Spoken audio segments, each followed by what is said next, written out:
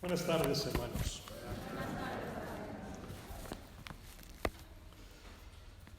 Llegamos a esta fiesta relevante, importantísima de la Ascensión, y creo que debe de generar en nosotros una serie de cuestionamientos: cómo la interpretamos, sobre todo cómo vivimos a la luz de ella, y qué interrogantes genera en nosotros el hecho de que Jesucristo ascienda entre las nubes del cielo.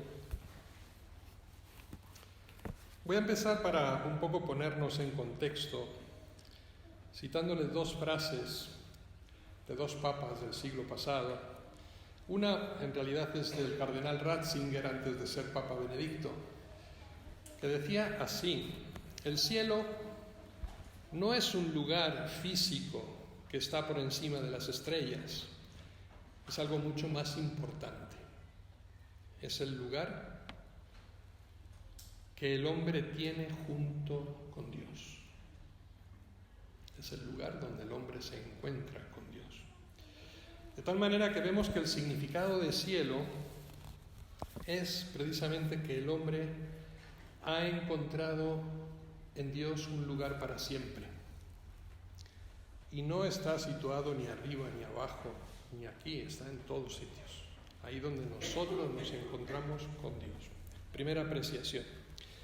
Y la segunda frase la tomo del Papa Pablo VI, recordarán el Concilio Vaticano II, y dice el Papa: la humanidad sin Cristo, se ha dicho que tiene tan poco sentido como una frase sin verbo.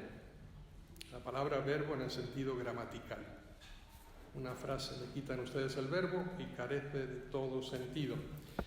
Y hace una apropiación precisamente cambiando la palabra verbo en sentido gramatical por la palabra verbo con mayúscula. El verbo se hizo carne y habitó entre nosotros. El verbo es Cristo, ¿no? Y dice: Él es el centro de la historia, es el centro del universo, es el principio y el fin, el alfa y la omega, el rey del nuevo mundo, la arcana y suprema razón de la humanidad y de su historia y de todo su destino. Cristo es el que da sentido. Es decir, sin verbo, la historia misma del hombre sin verbo se perdería en el silencio y en el sinsentido absoluto. ¿Sin Cristo qué?, podríamos preguntarnos. Sin Cristo, ¿el hombre qué significa? Sin Cristo, ¿el mundo para qué existiría? Esta es la importancia de esta fiesta. Ahora bien, ¿cómo nosotros la interpretamos? ¿Con pesimismo? ¿Con optimismo? ¿Con realismo? Es decir, ¿pensamos que Dios se fue al cielo y que nosotros seguimos habitando la tierra y por tanto ya no está con nosotros?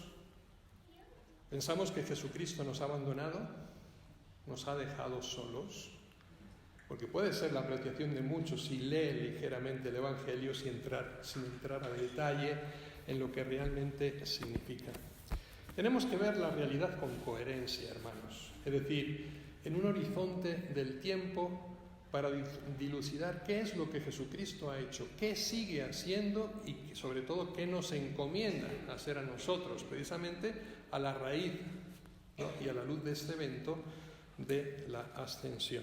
Miren, vivimos el tiempo de la esperanza, pero si la esperanza, hablamos de la virtud teologal de la esperanza, fuera una meta lejana que se intuye, entonces nunca viviríamos el hoy con esperanza.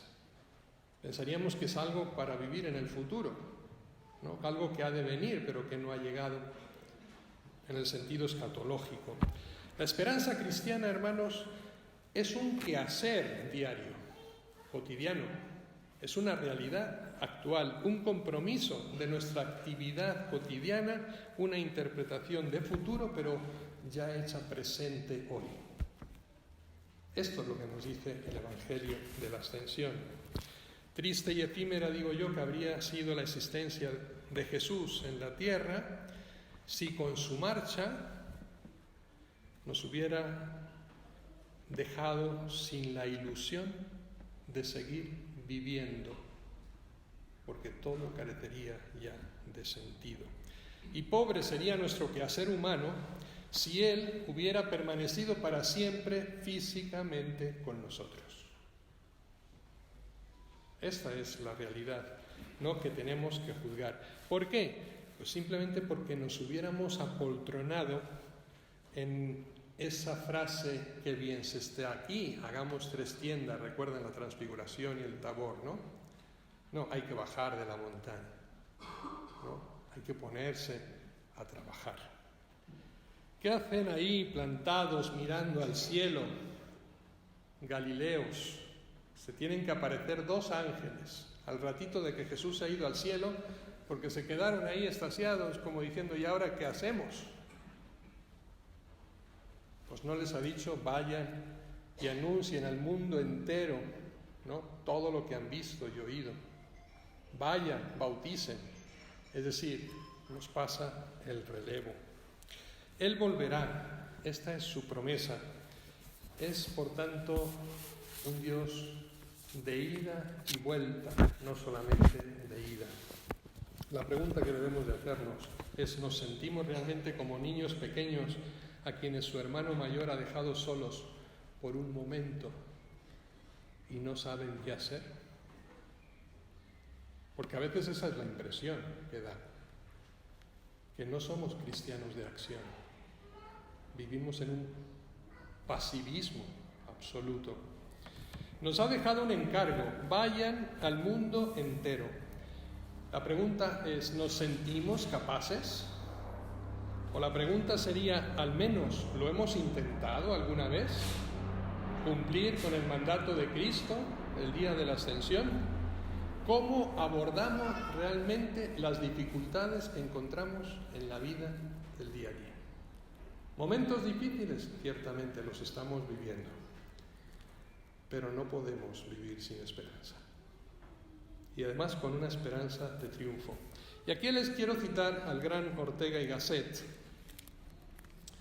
que decía lo siguiente, perdón por las palabrotas: en la órbita de la Tierra, decía Ortega y Gasset, hace casi 100 años, en la órbita de la Tierra hay perihelio y afelio. ¿Saben lo que es eso? No. Perihelio es alrededor del Sol.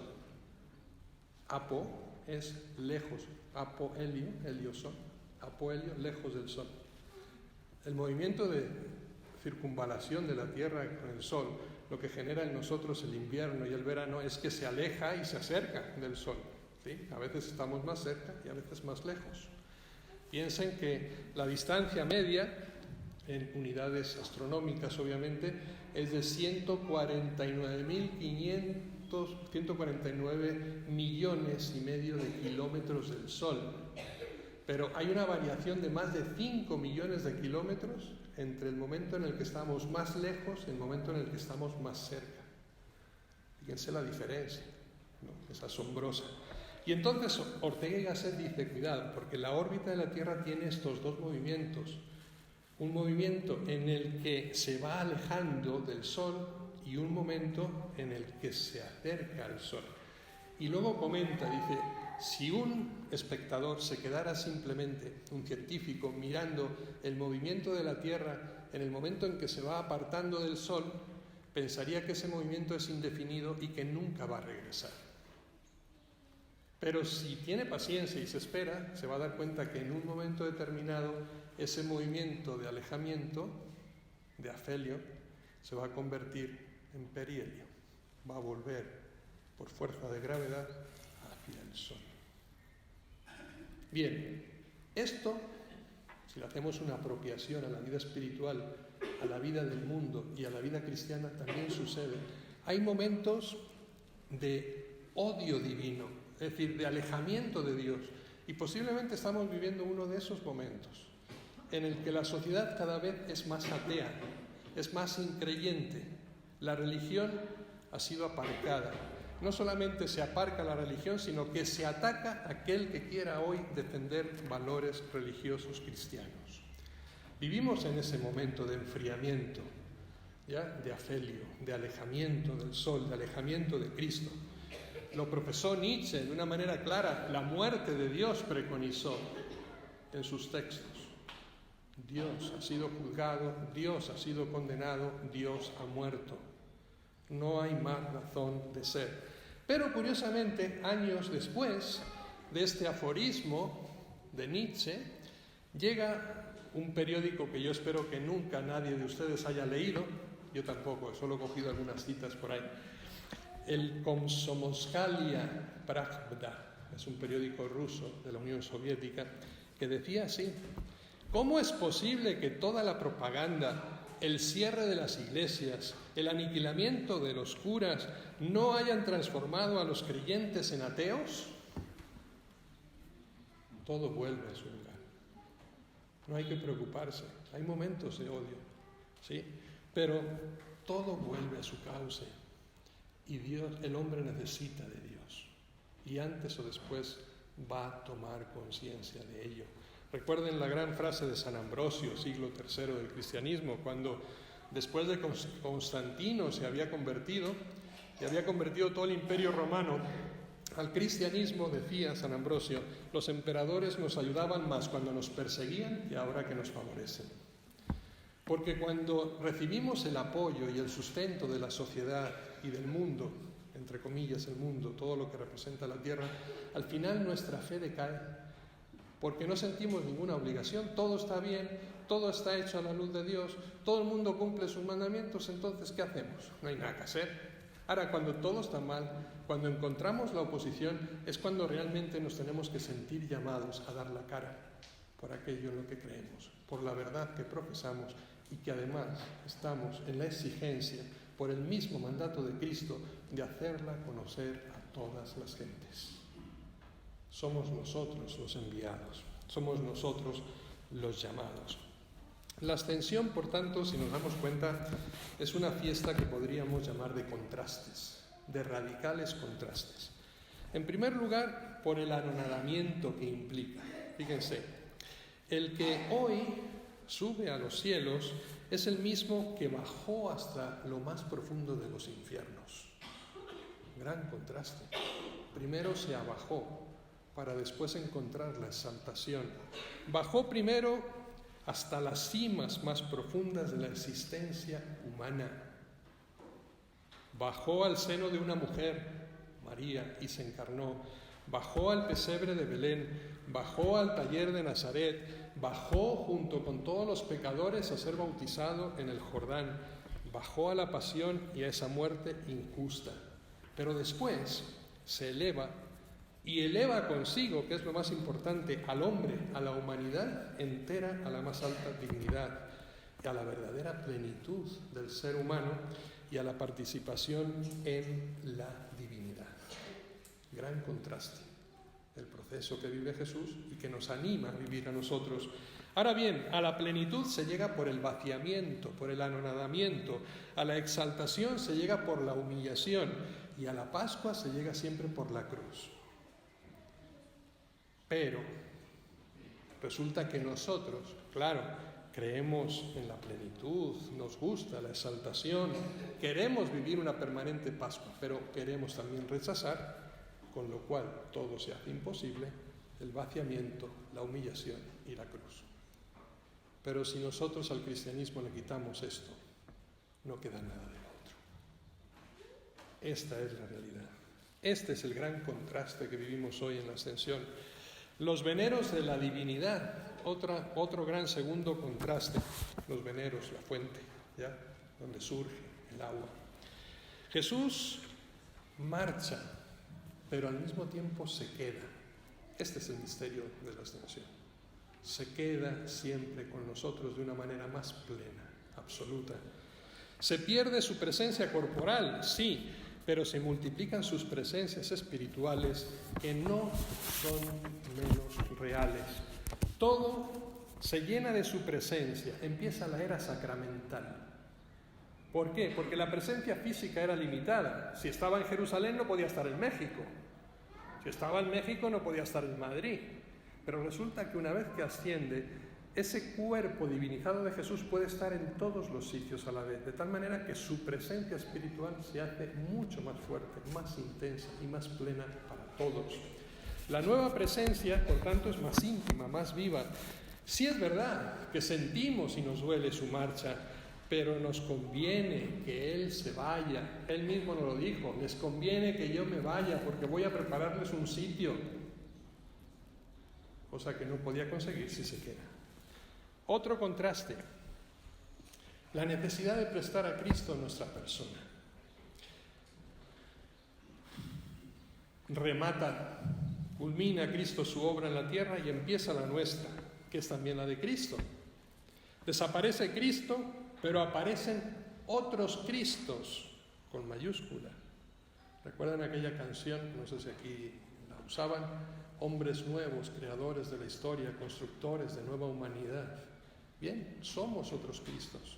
Él ha terminado, pero ahora nos toca a nosotros seguir su labor. En su nombre. Se apaga la luz del cirio pascual, ¿no? Dentro de una semana se acaba ya la Pascua. Pero al mismo tiempo se encienden millones de luces en los corazones de los hombres y antorchas en todo el mundo. Porque todos hemos sido enviados a seguir con esa misión. Ya no hay una sola luz, sino que todos nos hemos convertido en luz para este mundo. Jesús inició su tarea, lo nuestro es continuarla. Por tanto, prestar a Cristo nuestro cuerpo y nuestra vida para que nos convierta en instrumentos de salvación para todos los hombres. Contraste, un poco de paraíso en la tierra. Antes decíamos, el paraíso no es un lugar físico, allá por encima de las nubes, citando a Ratzinger. No, el paraíso tenemos que construirlo nosotros aquí. Se nos invita a mirar al cielo, pero se nos exige que nos preocupemos de la tierra, porque así se construye el cielo, en este mundo. Algún día seremos elevados al cielo, pero ahora hay que luchar para que en la tierra haya menos infierno, y nos toca a nosotros hacerlo. Es hora, por tanto, de inclinarse en el surco y sembrar. Es hora de inclinarse sobre el débil y confortar. Es hora de acercarse al caído para levantarlo. Construir una tierra nueva en la que habite la justicia. Ese es nuestro cometido. El paraíso en la tierra, es decir, es la hora de la esperanza activa, presente. Yo estaré con ustedes todos los días hasta el fin del mundo. Eso es lo que nos da esperanza. No nos hemos quedado solos, nunca estaremos solos. ¿Qué hacen ahí plantados mirando al cielo? Es la reivindicación que hacen aquellos ángeles, precisamente ante la pasividad de sus discípulos. No tanto mirar al cielo, la misión es hacer posible el cielo en la tierra. Miren, es la hora, por tanto, del compromiso cristiano, de nuestro compromiso cristiano. Si Cristo se ha marchado, nosotros tenemos que hacerlo presente ahora. Por tanto, es la hora del testimonio cristiano. Compromiso y testimonio. Jesús mismo nos ha enviado. Vayan y hagan discípulos a todos los pueblos. Es la hora de la misión cristiana. Compromiso, testimonio, misión. Recogemos, por tanto, el testigo de Cristo. Y quiero que entiendan bien la palabra testigo. ¿Sí? Porque no es el que testifica sobre algo, no. El testigo es el relevo. Han visto esas carreras de relevos, ¿no? En el deporte, donde varios tienen que pasarse el testigo, precisamente, para que el otro continúe la misión. Bien, estamos heredando precisamente hoy, en la ascensión de Cristo, el testigo que Él nos da para seguir con la misión precisamente que Él ha comenzado. Repitamos no solamente sus palabras, sino sobre todo sus gestos. Donde haya una herida, ahí es que sepamos poner salud, sepamos curar. Donde haya una necesidad, sepamos compartir. Donde haya división, sepamos unir. Donde haya soledad, sepamos acompañar. Donde haya una injusticia, sepamos luchar. Donde haya en el fondo desamor, pongamos amor. Esa es la misión del cristiano. Todos misioneros, todos enviados desde este momento, y vamos sobre todo con el poder de Cristo. Esto es lo importante. Nosotros no somos capaces de cambiar nada. pero con la gracia de Dios nada es imposible. Vamos con todos sus poderes. Se me ha dado pleno poder en el cielo y en la tierra, y se lo doy a ustedes, dice Jesús. Pero no son los poderes económicos, políticos, militares. Vamos con el poder de la fe, que es invencible. El poder de la fe. Vamos con el poder de la paz, que es contagiosa. Vamos con el poder de la gratuidad y del desprendimiento, porque no tenemos nada que perder. Esta debe ser nuestra actitud. Vamos en el fondo con el poder del amor, que es lo más fuerte que hay en esta tierra. El poder del amor. Vamos, en definitiva, con el poder de Dios. ¿Nos sentiremos derrotados en alguna ocasión? Si realmente así lo hacemos. ¿O algo nos está fallando en la ecuación? Y confiamos en nuestras capacidades o en nuestros medios físicos, pero no en lo más importante, que es la gracia de Dios actuando a través nuestro, por la salvación de las almas. Por tanto, ¿tarea difícil? Sí, terriblemente difícil la que tenemos delante, pero necesaria. Hay muchos enfermos que curar, hay muchos pobres que evangelizar, hay muchos oprimidos que liberar, hay muchos marginados que integrar, muchos muros que derribar, muchos puentes que construir, muchas manos que unir, muchas dudas que esclarecer, muchos errores que combatir, mucha verdad que buscar. Pero en realidad, siendo mucho lo que hay que hacer, y Jesucristo lo decía, la mies es mucha, los obreros son pocos. Oren para que Dios mande obreros a su mies. Y hoy nos envía precisamente a nosotros. No es un día simplemente de despedida, es un día de envío, es un día de misión, es un día de compromiso para todos. Y tranquilos, Él volverá para consumarlo todo en todos. Él volverá para tomar posesión de lo que nosotros hacemos realidad. Es hora, por tanto, queridos hermanos, de quemar las naves. Creo que todos saben lo que significa esta expresión. Espero, no sé si con agrado o con tristeza, conocen el origen de esa expresión. No, vaya hombre. El gran Hernán Cortés, cuando llegó a las costas de Veracruz, ¿no? Y cuando se enteraron sus marineros de que quería venir a la gran Tenochtitlán, ¿no?, a conquistar todo el imperio mexicano, bueno, el imperio de Tenochtitlán, se querían volver a Cuba. Gran idea, Hernán Cortés, quemó las naves y así nadie pudo volver y todos para acá. Es hora de quemar nuestras naves. Nadie se puede echar atrás de la empresa a la que Jesucristo hoy nos está convocando. Y si alguien piensa distinto, creo que está perdiendo el tiempo aquí, en este lugar y en esta celebración, porque este es el legado que Jesucristo nos ha dejado, hermanos.